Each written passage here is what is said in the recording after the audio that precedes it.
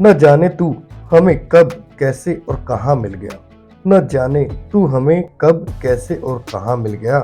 अब तू मिल गया तो मानो हमें सारा जहां मिल। चलो दोस्तों, हम सबको पता है कि बातचीत एक कला है, लेकिन हमें हमारी लाइफ में कहीं भी ये कला सिखाई नहीं जाती, ना स्कूल में और ना ही कॉलेज में। कितनी ही बार हम किसी पार्टी आदि कहीं जाते हैं तो अकेले बैठे रहते हैं, कोई साथ बैठा तो हमने उससे बात शुरू नहीं कर पाते। कई बार तो सोचते हैं बात किस टॉपिक पर करें, या ये भी सोच लेते हैं कि शायद सामने वाले को बात करना पसंद नहीं है, लेकिन ऐसा नहीं होता। सब चाहते हैं कि उनसे कोई ना कोई आकर बात करे, लेकिन बातचीत करे कैसे, ये वास्तव में किसी को भी पता नहीं होता। जैसे कोई आकर आपसे कुछ बात करे तो आपको भी अच्छा लगता है। जी हाँ दोस्तों, बात करना बहुत ही जरूरी है। इससे टाइम पास हो जाता है और नए दोस्त भी बन जाते हैं और बहुत सारी जानकारियों का आदान प्रदान भी हो जाता है। और कई बार तो जॉब या काम पाने के लिए भी बात करना जरूरी हो जाता है, लेकिन अधिकतर लोग ठीक से बातचीत नहीं कर पाते।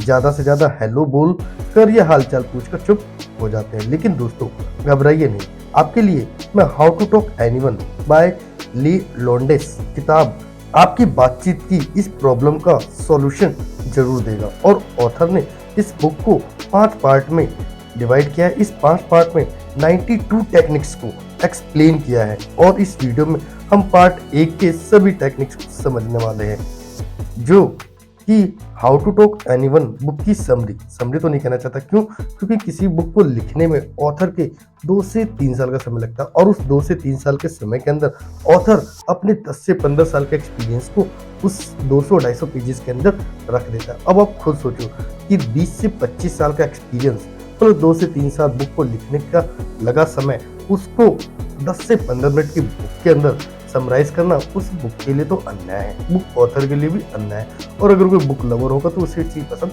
नहीं आएगी। तो इसलिए मैं आपको how to talk anyone book की समरी नहीं सीरीज देना था, जो कि इस सीरीज का ये पहला पार्ट है। अगले पार्ट के लिए प्लीज चैनल को सब्सक्राइब करके नोटिफिकेशन बेल को हिट जरूर करें, जिससे कि इसका अगला पार्ट जब भी आता है सबसे पहले आप तक जरूर पहुंचे।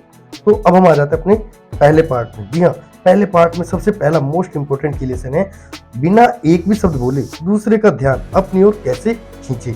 ये पहला पार्ट है। इसके अंदर इस पार्ट में 10 टेक्निक्स दिए गए हैं, जो आप शुरू से सिर्फ 10 सेकंड में यूज करके सामने वालों को इम्प्रेस कर सकते हैं। तो पहला टेक्निक, जी हाँ, फ्लूडिंग स्माइल। जैसे ही आप किसी से मिलते हैं पहले 2 मिनट तक उन्हें गौर से देखें।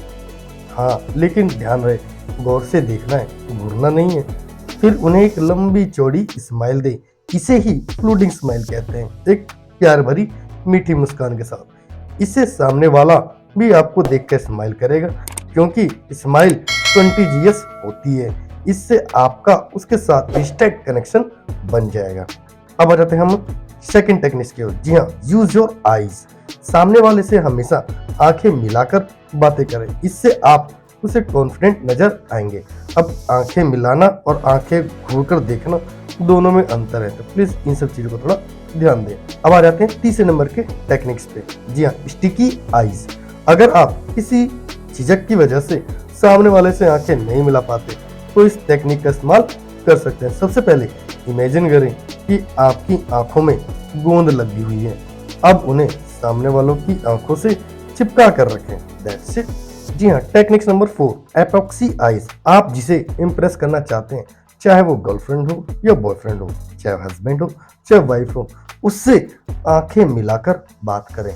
अगर कोई और भी उनसे बात करने लगता है तब भी आप उन्हें ही देखें, लेकिन थोड़ी सावधानी बरतें। उसे ऐसा न लगे कि आप उसकी चापलूसी कर रहे हैं और आप उसको निहार रहे हैं, घूर रहे हैं। जी नहीं, बिल्कुल भी नहीं। इससे उन्हें लगेगा कि आप उन्हें अपना दोस्त मान रहे हैं। जिस तरह से हम उनकी आंखों में आंखें मिलाकर बात कर रहे हैं, वह भी आपको ज्यादा ध्यान देंगे। अब हम आ जाते हैं टेक्निक नंबर 5 की ओर। जी हाँ, बॉडी पोस्चर।